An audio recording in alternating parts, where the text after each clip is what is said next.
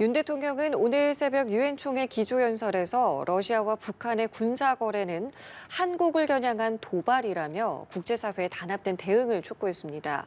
또 러시아의 행보를 강하게 비판하면서 안보리 개혁까지 언급하기도 했는데요. 2년 연속 유엔 총회에 참석한 윤 대통령의 메시지는 더욱 뚜렷해졌습니다. 네, 한편 기시다 일본 총리는 유엔 총회 기조연설을 통해 김정은 북한 국무위원장과의 조기 정상회담을 하겠다는 의향을 적극 강조하기도 했습니다. 오늘 관련 내용들 조한범 통일연구원 선임연구위원과 이야기 나누겠습니다. 어서 오십시오, 의원님. 안녕하세요. 안녕하십니까? 안녕하십니까? 예, 윤석열 대통령이 오늘 새벽 유엔 총회에서 기조연설을 했습니다. 작년에 이어서 2년 연속으로 하게 된 건데요. 의미에 대해서 먼저 저희 짚어볼까요? 일단 이제 이 그림의 밑그림은 이제 대한민국이 글로벌 국가의 위상에 올라섰다. 그러니까 이제 여러 가지 담론이나 과거 같으면은 사실 우리가 하는 담론의 자원이 한반도의 범위를 벗어나질 않았어요.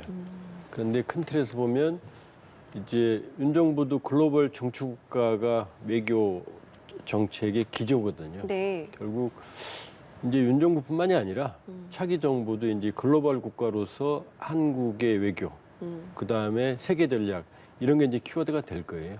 이제 그런 상징적인 모습이고 크게 보면 이제 세 주제인 것 같아요. 하나는 지금 말씀드린 글로벌 국가로서 한국의 국제사회에 대한 기여 예. 이 부분이 있고 또 하나는 이제 이 CF 그러니까 탄소 중립 연합을 이제 강조를 하셨어요. 네. 그건 뭐냐면 우리가 보시다시피 120년 산업화 이전보다 1.2도 기온이 올라서 많은 문제가 있거든요. 네. 근데 여기도 복잡한 정치 경제학이 들어있어요. 그렇죠.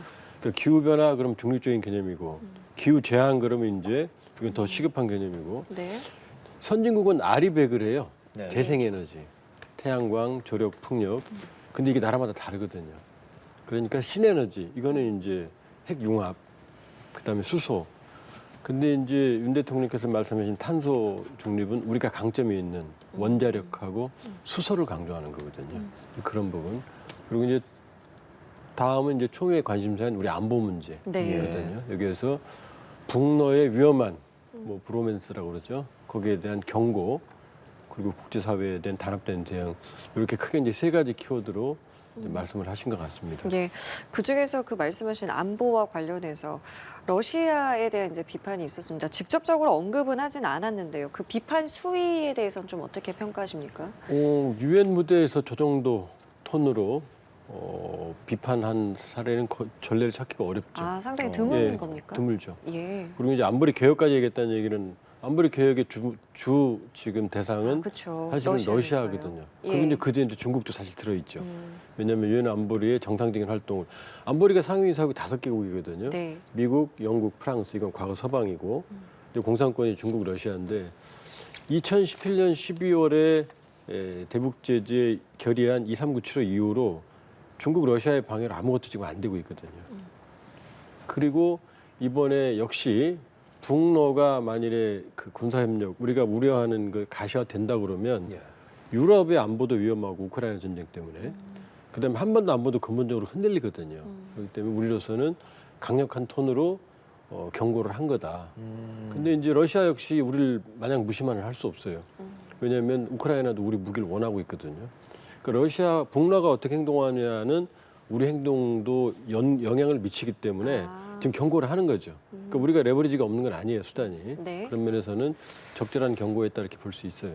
예, 이번에 또 눈에 띄는 것 중 하나가 이런 표현 안에서 우리는 보통 이제 북러라는 표현을 많이 썼었는데 러, 북 이게 순서가 바뀐 건데 이게 또 어떤 의미가 있다고 볼 수 있겠습니까? 이게 좀 맥락을 알아야 됩니다. 뭐냐면 이 정부, 윤 정부는 출범할 때부터 헌법 3조와 4조를 강조하거든요. 그럼 헌법 3조는 뭐냐면 대한민국 영토 조항입니다. 대한민국의 영토는 한반도와 그 부속 도사를 대상으로 한다. 그럼 뭐죠? 예. 북한도 우리 영토인 거죠. 그렇죠. 그러니까 북한이 합법적인 국가가 아닌 거예요, 헌법상. 4조는 자유민주적 기본 질서에 입각한 평화통일 정책을 수립하고 추진한다거든요. 이 부분을 강조하거든요. 그러니까 이 맥락에 따르면 북한은 합법적인 국가가 아니고 일종의 불법 단체인 거죠. 이 국내 헌법입니다. 근데 이제 예. 문제는 북한이 유엔의 국가로 인정된 국제법적으로는 국가거든요.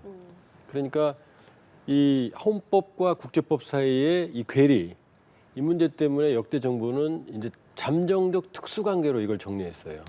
그러니까 통일 시점까지 이어지는 국가는 아니지만 국가에 준하는 대우를 해주겠다는 입장이었는데, 네네. 근데 이제 윤석열 정부에서는 이제 헌법의 기준을 두는 거예요. 그럼 북한은 국가가 아니니까 러시아는 국가죠. 그렇죠. 그러니까 국가가 아니니까 국가를 먼저 우선하겠다라는 거예요. 그러니까 앞으로는 아마 저런 표현을 쓰였다는 얘기는 러시아뿐만이 아니라 우간다하고 북한도 우간다, 북한 이렇게 되는 거고, 뭐 남아프리카, 북한 이렇게 되는 거예요. 러시아뿐만이 아니라. 뭐 제 추정입니다만. 예예. 이런 논리로 본다 그러면은 아마 그런 헌법 정신에 입각한 발언을 하신 거다. 이거는 전 정부, 이전 정부의 잠정적 특수강해를 규정했던 것과는 확 달라진 톤인 거죠. 알겠습니다. 그리고 이 윤 대통령이 그런 이야기도 했죠. 이 어떤 이제 군사 거래에 대해서 우리는 우방국들과 좌시하지 않겠다라는 표현을 했고, 앞서 이제 대통령실에서도 이 군사 거래에 대해서 지난 몇 달간 꾸준히 좀 봐왔다, 추적을 해왔다 이렇게 밝혔거든요. 그렇다면은 뭐 어떤 뭐 물밑에서 어떤 협의들이 좀 진행되고 있다라고 좀 이해를 하면 되겠습니까? 지금 이제 프리고진이라고 예. 러시아 용병그룹 와그너 그룹의 네네. 수장이 반란을 일으켰었죠. 그렇죠. 그 6월이었을 겁니다, 아마. 근데 그 반란의 원인이 전선에서, 우크라이나 전선에서 탄약 부족이었거든요. 그 당시 그 정도 문제가 발생을 했다면 이미 지난해 하반기부터 와그너 그룹의 북한산 탄약에 들어갔다는 게 미 국무부의 입장이거든요. 네. 그럼 이 정도 6월에 프리고진이 반란까지 일으킬 정도였다면 상황이 아주 급박했다는 거고, 벌써 북한산 탄약이 일부 들어갔다고 봐야죠. 그러니까 일부 언론에서는 우크라이나가 러시아라고 하는 탄약을 빼앗아서 오히려 쓰고 있다, 북한산 탄약을. 이런 네. 보도도 있는데 그 진위 여부는 좀 봐야 돼요. 왜냐하면 전쟁 이전에 우크라이나, 북한과의 관계가 있었거든요. 네. 그러니까 그때 북한산 탄약이 우크라이나에 들어갈 수도 있죠. 제가 보기에는 아마 탄약에 들어간다면 배로 안 가죠. 배는 중간에 납포될 수 있으니까. 아. 그러니까 북러간에는 철도로 연결돼 있거든요. 물론 궤도는 다르지만 이 궤도 바뀌는 시간이 별로 안 걸려요. 그러니까 북한에서 철도를 이용하면 우크라이나 전선까지 이론적으로는 10일이면 가거든요. 그러니까 벌써 들어갔다고 봐야죠. 근데 이제 북한산 탄약에 들어가면 어떤 문제가 있냐면 전쟁이 장기화예요. 우크라이나 전쟁이. 그렇죠. 러시아의 지속 능력이 생기니까. 네. 그럼 유럽 안보가 위험해지죠? 그럼 러시아는 가만히 있겠습니까? 뭘 줘야 될 거 아니에요. 그럼 북한이 원하는 많은 걸 줄 수 있단 말이에요. 군사 기술이나. 네. 물론 핵심 첨단 기술은 안 주겠지만 구형 기술을 준다 해도 우리한테 위협이 되거든요. 결국 우리가 할 일은 우리 안보, 그다음에 유럽도 위험해지거든요.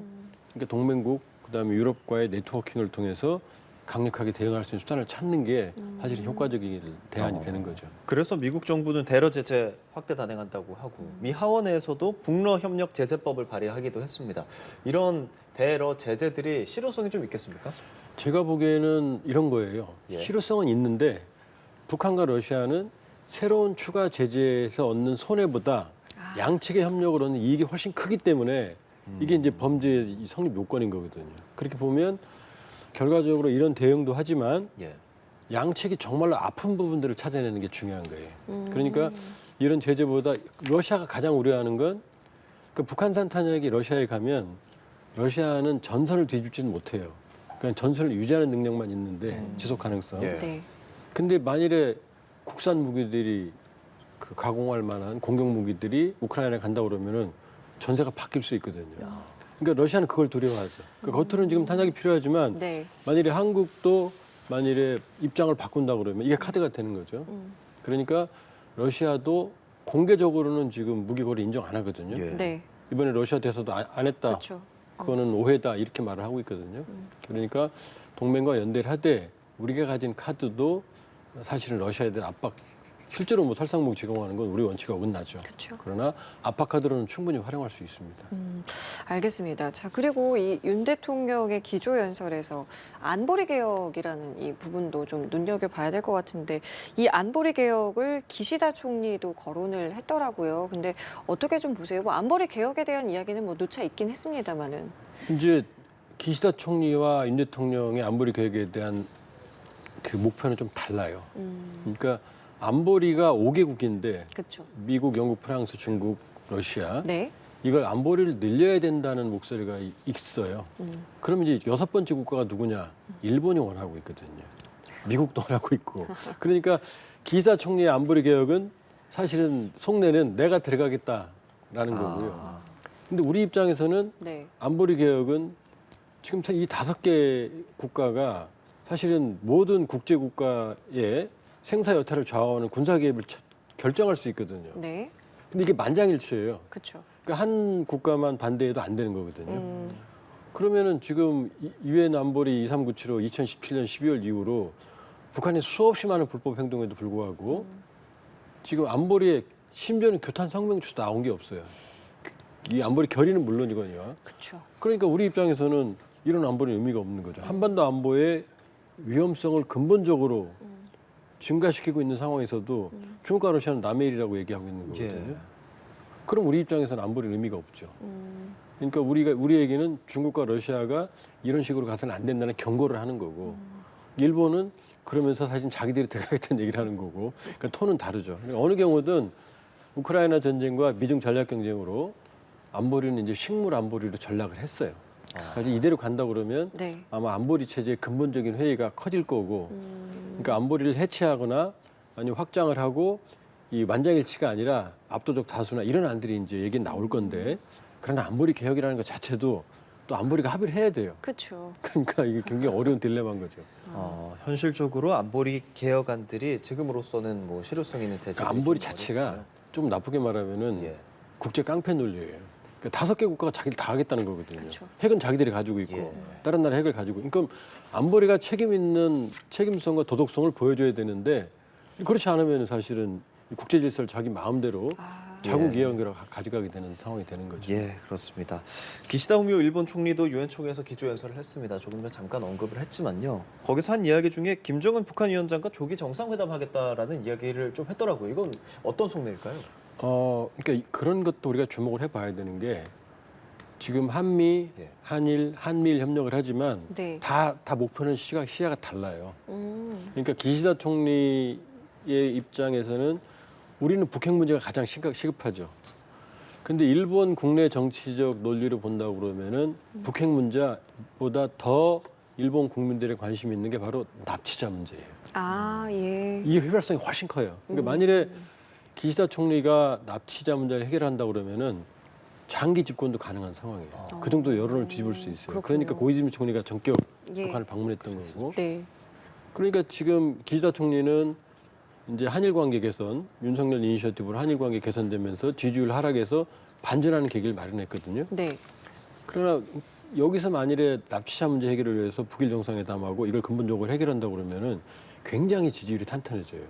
그러니까 조건 없는 이 북일 정상회담을 모든 일본 내각들은 얘기하게 돼 있어요. 그리고 기시다 총리는 한일 관계가 해결됐기 때문에 네. 해결된 게 아니라 이제 입구를 형성했으니까 이거 봐야 알죠. 그러니까 이걸 디딤돌로 북일 관계에 적극적으로 드라이브를 걸겠다는 거예요. 그러니까 향후에도 아마 기시다 총리는 계속해서 문을 두드릴 거고 북한도 이게 싫은 상황이 아니에요. 아, 그렇습니까? 왜냐하면 지금 우리도 한일 국교 정상화하면서 유상 무상 처관을 받았죠. 네. 북한은 이걸 안 했기 때문에 받을 돈이 있어요. 음. 이게 최소 100억 달러, 수계 배상금이 100억 달러에서 300억 달러로 추정이 되거든요. 우리도 크지만 북한의 1년 최고 교육계획이 정점을 찍었을 때가 70억 불이거든요. 어마어마한 돈이죠. 그럼요. 100억 달러, 300억 예. 달러면. 그러니까 사실은 일본을 비난을 하지만 내심 이 문제에 적정한 타협점을 찾으면 북한도 활로가 생기는 거죠. 그러니까 양측 이해관계가 맞아떨어지기 때문에 네. 사실은 물밑 접촉이 지속적으로 이어져 온다는 설도 이어져 왔었어요. 아, 그렇습니까? 예. 근데 북한이 지금까지 그럼 응하지 않았던 이유는 뭘까요? 왜냐하면 이 문제가 이 고이즈미 김정일 회동으로 네. 일부 5명 일본으로 송환이 됐고 나머지는 사망했다는 설인데 그 요코다 메구미의 반환된 유골이 가짜였다는 게 드러났고 DNA 조사. 그리고 일부가 지금 사망한 게 아니라 살아있다는 게 일본의 입장이거든요. 아. 일본 국민들이 그렇게 생각하거든요. 예, 예. 그럼 그분들을 돌려달라는 거고 이미 사망했다는 게 입장이고 고이즈미 김정일 때는 그렇게 합의됐거든요. 그리고 그때 과격분자들 김정일 말로 내가 시킨 게 아니었다. 다 처벌했다. 네. 이렇게 끝났는데 지금 송환을 해달라는 거니까 이게 접점이 찾아지지 않는 거죠. 그렇군요. 그러니까 여기서 적정한 타협점만 찾아지면은 양측이 아마 급속하게 관계 개선을 갈 수도 있어요. 북한에서는 그 과거에 있었던 일에 대해서 좀 약간의 일본 측의 양보라는 표현은 좀 그런데 아무튼 그런 조율이 좀 필요하다고 생각을 할 수도 있겠군요. 김정일은 유감을 표명했어요. 음. 그리고 내가 한 게 아니고 과학분자들이 했다. 했다. 그리고 그 사람들은 다 사망했다. 이렇게 정리가 됐거든요. 아, 근데 이제 일본 입장이니까 그러면 일본은 어느 정도 진전된 안이 나와야 돼요. 네. 그러니까 몇 명이라도. 근데 이제 이 안을 찾기가 북한으로서는 이미 끝난 걸 김정일 체제에서 끝났으니까 아들인 김정은이 이걸 뒤집을 수 어려운 거죠. 그러니까 양측 다 이해관계는 있는데 예. 접점을 못 만들고 있는 거죠. 예. 중국 이야기 좀 해보겠습니다. 지금 이 상황에서 중국의 속내는 어떻냐라는 질문 또 위원님도 많이 받으실 것 같거든요. 좀 어떻게 분석하고 계세요? 그러니까 한마디로 복잡합니다. 왜냐하면은 한미일이 협력을 하고 지금 바이든 정부나 트럼프 정부의 목표는 중국의 고립이거든요. 그럼 이제 이 공세가 들어오니까 예. 중국 입장에서는 우군을 만들려면은 결국 전통적인 동맹인 북한. 그다음에 러시아하고의 러시아. 협력 관계거든요. 이걸 강화해야 되는데 문제는 러시아는 우크라이나 전쟁으로 일종의 전과자가 됐고 예. 북한은 원래 전과자고. 근데 그러니까 국제 공급망에서 퇴출됐거든요. 그렇죠. 근데 중국은 국제 공급망의 핵심이거든요. 그러니까 이 퇴출된 둘하고 손을 잡으면 유럽의 안보 위기 때문에 유럽도 중국에 등을 돌릴 거예요. 네. 그럼 중국 경제에 감당하기 어려운 충격이 발생을 하거든요. 그러니까 북러의 위험한 브로맨스를 방치할 수도 없고 여기에 삼각관계를 끼자니 국제 왕따가 될 것 같고 이게 복잡하니까 불편하죠. 그러니까 북러 관계 개선에 침묵을 지켰고 아주 드라이하게 보도했거든요. 네, 맞습니다. 근데 또 하나는 중국이 또 기회를 잡은 게 북러가 밀착을 하니까 바로 셜리번 안보보좌관이 네. 왕의 의장을 만났거든요. 그렇죠. 네. 맞아요. 그다음에 바로 블링컨 국무장관이 한정 부주석을 만났거든요. 네. 이게 뭐냐면은 중국을 이 북중러 연대에 넣지 않겠다고 미국이 바짝 달라붙는 거거든요. 그러니까 중국 입장에서는 이제 존재감이 생긴 거죠. 내가 어떻게 하냐에 따라서 카드를 쥔 거죠. 그러니까 복잡하면서도 피곤하면서도 또 전에 없던 존재감이 생긴 거죠. 그러니까 일단은 매우 복잡한 상황에서 기회를 보고 있다. 그러나 일각에서 얘기하는 신냉전 그렇게 가기는 어려울 거예요. 아, 냉전 때는 공급망이 완전히 두 개로 나눠져 있었잖아요. 그쵸. 사회주의, 자본주의. 그쵸. 이념 진영, 자본주의. 지금은 아니잖아요. 공급망이 하나고 이념적 진영도 없어요. 그냥 각자 두성이거든요. 그러니까 이 상황에서 지금 중국이 고민하고 있는 거죠. 중국이 이렇게 나올 거라고 북한은 생각을 했을까요? 북한은 어떻게 지금 중국의 이런 태도를 어떻게 바라보고 있을까요? 북한하고 중국하고 가까운 것 같지만 항상 애증의 관계예요. 왜냐? 북한이 핵실험을 했을 때 23975까지 북한의 목줄을 죄는 대북제재에 중국이 다 동의했거든요. 이 얘기는 북한이 핵 개발해서 중국말 안 들었다는 얘기거든요. 그다음 북한이 제일 어려웠던 94년, 98년 고난 행군기에 네. 한중 관계 제일 좋았거든요. 한중 수교하고. 네. 그러니까 서로 필요하지만 완전히 믿진 않아요. 어, 그러니까 중국에게 의존하지만 예, 중국도 예. 계력이죠. 버릴 수 없고 말도 안 듣고. 그러나 미중 전략 경쟁에서 버퍼전 완충제를 형성하고 있고. 네. 그러니까 북한으로서는 중국을 압박할 카드가 생긴 거죠. 북중 의존도 지난해 북 대외 교역에서 중국 의존도가 96%거든요. 근데 러시아라는 출구를 찾으면 중국 의존도가 줄어들잖아요. 아, 그렇죠. 그러니까 중국을 압박하는 거죠, 사실은. 그러니까 이 북중 관계에서 이번에 북러 정상회담으로 북한의 상대적 자율성이 커졌다. 그러니까 북한은 중국은 좀 불편하죠. 그게 이제 지금 현 상황입니다. 중국 입장에서 북한의 말을 꼭 들어야 하고 그러는 이유가 좀 있습니까? 지금 지도를 보시면 예. 중국이 있고 그 주변에 친구가 아무도 없어요. 인도는 전쟁했던 서쪽은 막혀 있고 네. 아세안은 중립인데다가 태국, 필리핀은 미국 동맹이죠. 대만은 뭐 양안 관계 거의 전쟁 직전이죠. 네네. 그다음에 한국과 일본이 막고 있죠. 그럼 지금 유일한 북쪽에는 뭐 시베리아 쪽은 러시아지만 그쪽 나갈 수 없는 거고. 그럼 결국은 북한이 유일하게 이 한미일 태평양 세력을 막아주는 버퍼존 완충지대거든요. 어느 경우든 북한을 잃을 수는 없는 거죠. 만약에 북한을 잃게 되면 지리적으로. 주한미군이 압록강 도망강에 와 있거든요. 그러니까 아무리 말을 안 들어도 그러니까 아주 말을 안 듣는 동생하고 똑같은 거죠. 버릴 수는 없잖아요. 예. 그러면 일단 우리 정부는 주한 러시아 대사를 또 초치를 했단 말이에요. 여기에 대해서 이제 엄중한 상황에 대해서 전달을 했다고 하는데 이 부분은 어떻게 좀 보고 계세요? 적절한 거예요. 지금 겉으로는 안 나오지만 러시아가 회담 직전에 북러 정상회담 직전에 우리가 회담 결과를 알려줄 수도 있다 크렘린이 그랬거든요. 예. 그랬습니다. 네네. 그다음에 이번에 와서도 뭐 우리 일에 왜 상관 이게 아니거든요. 아 그거 오해다 이렇게 말하거든요. 그 말을 한 거는 그만큼 우리는 떳떳한 거래를 했다 이런 말로 아니죠. 이해해야 되는 떳떳하지 않죠. 근데 만일에 불법 거래를 했다 그러면은 예. 지금 우크라이나 전쟁이 우리한테 지속적으로 살상무기 지원을 요구하고 있고 유럽과 미국도 원하고 있거든요. 근데 우리가 그 뭐 국제 분쟁에 개입하지 않는 원칙도 있고 또 한노 관계도 버릴 수가 없거든요. 그러니까 참고 있는 거거든요. 네. 근데 러시아가 선을 넘어서 그 위협이 북한에게 전가되고 우리에게 온다 그러면 우리는 러시아에 대해서 우크라이나를 살상무기 지원해서 러시아를 압박할 수 있는 카드가 있거든요. 그러니까 그 카드를 쓸 수 있기 때문에 러시아도 눈치를 겉으로 보는 거예요. 그러니까 말은 안 하고 있지만 예. 사실은 미묘하게 줄다리기를 하고 있는 거고 우리도 그 카드가 있다는 걸 러시아가 알기 때문에 겉으로는 그런 일 없다라고 말하는 거고 오해다라고 말하는 거예요. 정말로 아니라면 화를 냈겠죠. 근데 그런 와중에 러시아는 북한에 연합훈련을 같이 하자라고 했다라고 전해지잖아요. 그런 속내는 어떤 걸까요, 그럼?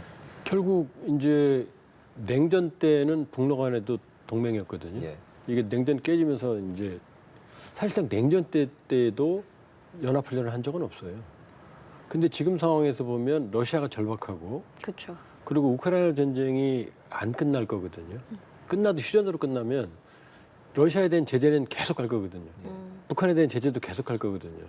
이 잠정적 상황이 꽤 길 거예요. 그럼 결국 북러 군사협력은 향후에도 상당 기간 지속이 될 거고 그렇게 보면 이 북러 군사협력의 상징성을 보여주는 게 이 군사훈련을 하면 이게 대북제재 위반인지 결의 위반인지 아닌지 애매하거든요.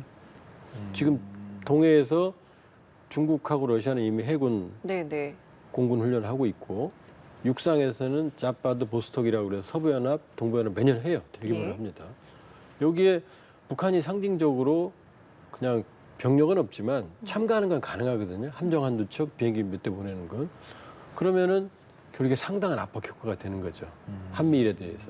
그렇기 때문에 군사협력을 상징하는 물밑에서는 뭐 상당한 불법 거래가 있을 수 있겠죠. 그걸 상징하는 게 군사 연습이기 때문에 이건 가능한 시나리오다. 그러니까 북중러 군사 3국 군사훈련은 좀 쉽진 않아 보여도 또 육상훈련은 시간이 많이 걸려요. 그러나 동해에서 함정이나 비행기를 파견한다는 북러 군사연습은 당장 내년 초라도 가능한 상황이에요. 그럼 지금 중국의 입장도 이야기를 여쭤봤고 북한의 입장도 저희의 입장도 우리나라의 입장도 근데 러시아 같은 경우만 지금 제가 이해하기엔 굉장히 선명한 것 같아요. 러시아만 북한을 선택을 했거든요. 예. 이 상황이 장기화, 그러니까 이 전쟁으로 인해서 어쨌든 벌어진 거라고 생각을 한다면 전쟁이 지속되는 한 러시아가 북한을 선택하는 것은 계속 된다고 보십니까? 그러니까 러시아 전쟁의 나비 효과거든요. 예. 그러나 이제 러시아가 북한에 대한 탄약을 필요로 하는 건 뭐냐면 급하기 때문이에요. 그러니까 북한처럼 공업 생산력이 낮은 나라도 만드는데 러시아가 못 만들 일은 없잖아요. 예. 시간만 주어지면 러시아도 산업체계를 만들 수 있거든요. 그러니까 북한의 전략적 형성은 거기까지입니다. 그리고 이제 이 점령지구의 제거를 위한 노동자 정도. 그러니까 시간이 지날수록 북한의 전략적 중요성은 떨어져요. 그러니까 지금 위험한 보로맨스, 북러 관계 뉴노화는 왔지만 네. 이게 장기 지속적이진 않아요. 우크라이나 전쟁의 전환과 러시아의 준비태세, 러시아가 준비가 다 끝나면 북한하고 만날 이유가 없죠. 뭐 언제든지 돌아설 수 그렇죠. 있는. 별로 받을 게 없잖아요. 예. 탄약하고 노동력이라는 거 언제든 대체될 수 있거든요. 예, 알겠습니다. 알겠습니다. 지금까지 조한범 통일연구원 선임연구위원과 국제정세에 대해서 좀 이야기 나눠봤습니다. 오늘 말씀 잘 들었습니다. 고맙습니다.